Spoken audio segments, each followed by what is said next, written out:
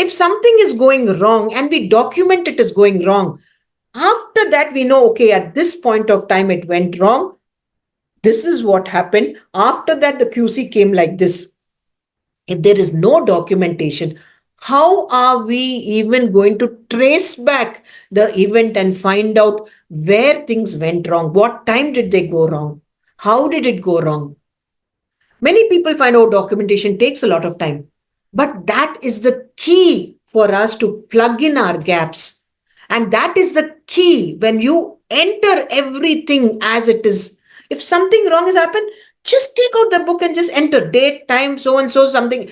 The AC is not working. So and so time, informed so and so person at this point of time, got rectified so and so time. The UPS went off from so and so time to so and so time. Then we start thinking the UPS went off, our refrigerators were it okay, our reagents are okay. If it's going to go on for a long time, will the reagents be still stable? So unless we document everything, we cannot do a analysis. And then when we audit, we need to check whether everything is okay. And then you need to have a, and all this data, we should be able to retrieve and there should be a backup. So documentation is very crucial. Then data analysis.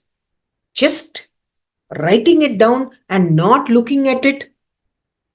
Amazing amount of analysis can be got from this data.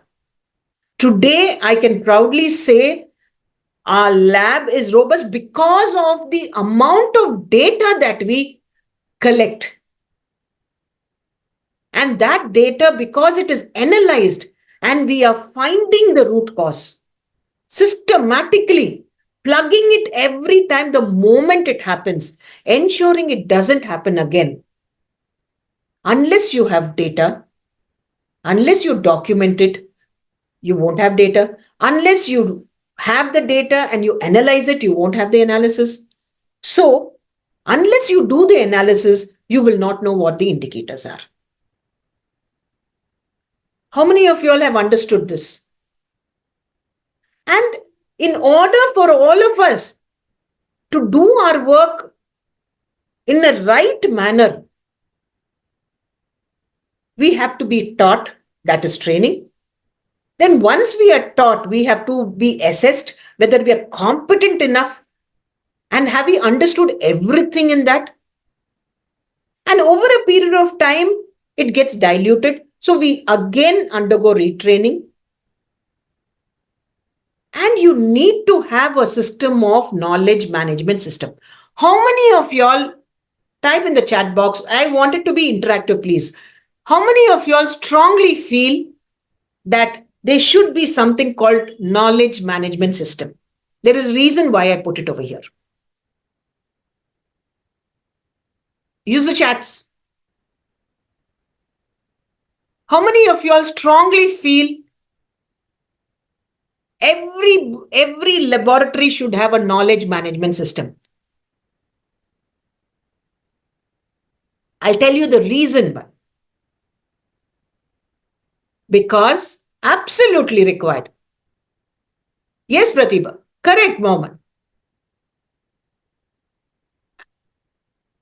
So, whenever there is a gap, ma'am, I don't know, I'm finding it difficult, immediately somebody should be there to address that to them. Otherwise, how are the juniors who come in, how are the technicians going to understand this complex system? We doctors, so many of us, after being in so many years, I can't talk for everybody, I can talk for myself.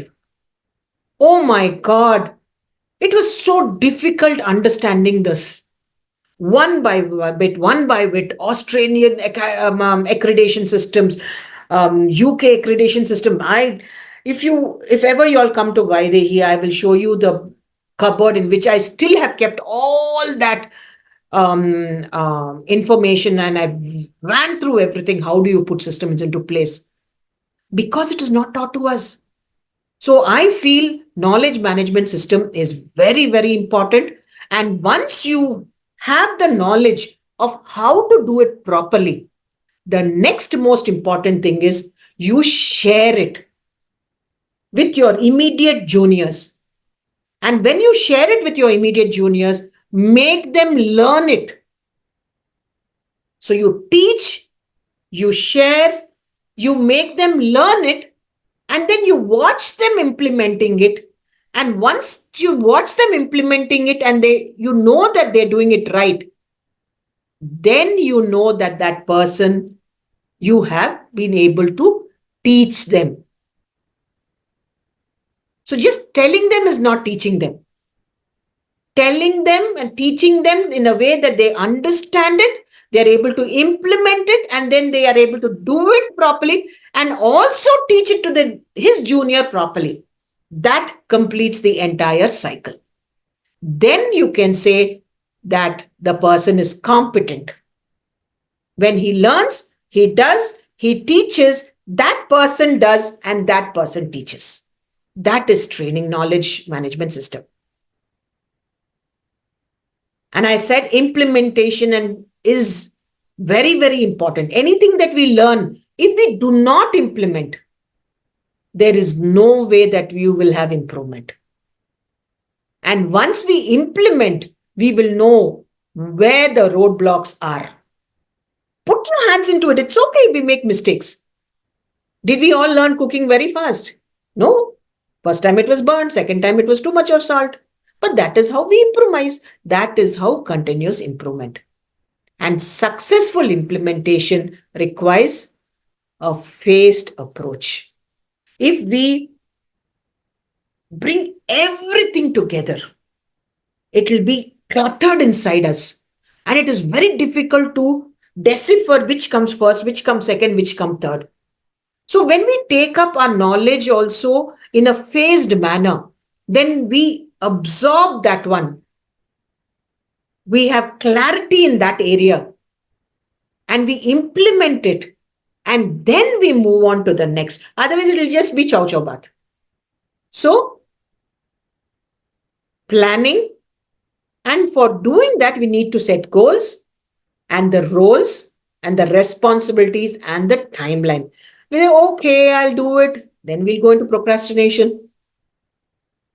So we need to define, okay, today I am going to learn everything about collection, sample collection. And when I learn about it, I'm going to teach the people in the sample collection area how to do it. And I'm going to give them the responsibility of ensuring that they do it properly. And I'm going to do this in the next 1 week. When we write down our goals and we write down what our actions are going to be, and we write down our timeline, that is our plan. That is planning. And that is how our knowledge management system is based on. It's based upon you planning, you defining the goals, the roles, responsibilities, and timelines. Is it clear till now?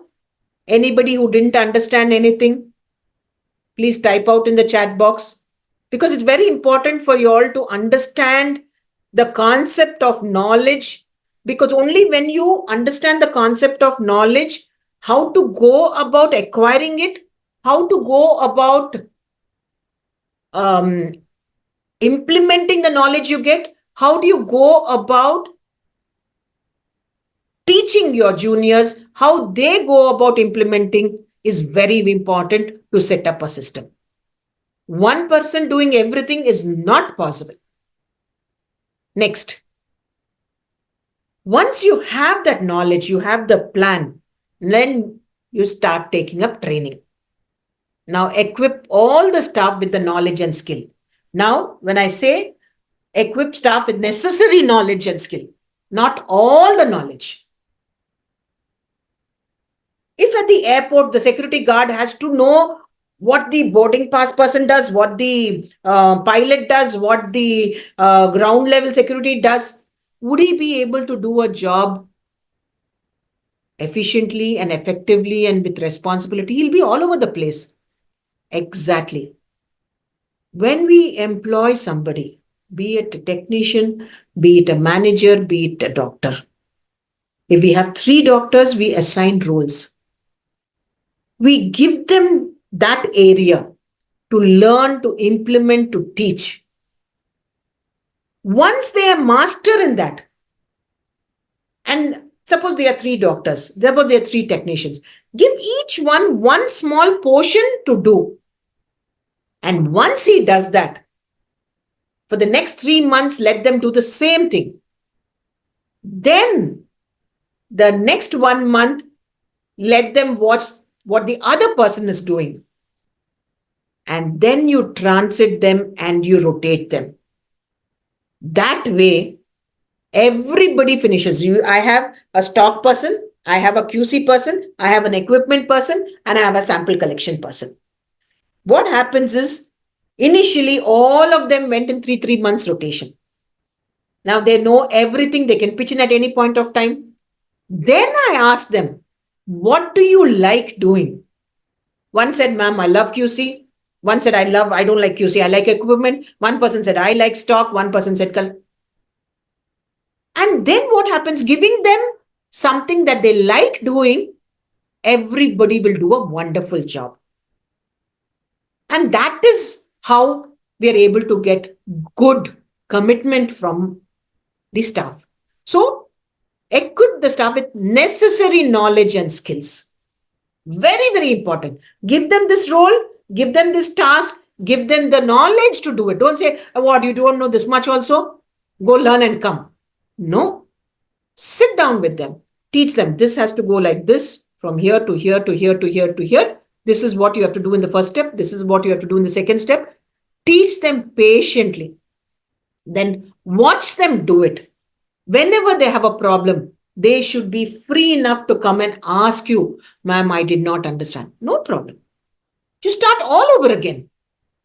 But many people, I noticed, they don't have the patience to teach so much. But if you don't have the patience and they don't understand, you will have issues later on. But if you have that patience of teaching them somebody totally, the number of errors come down and the number of issues come down. So equip staff with the necessary knowledge and skills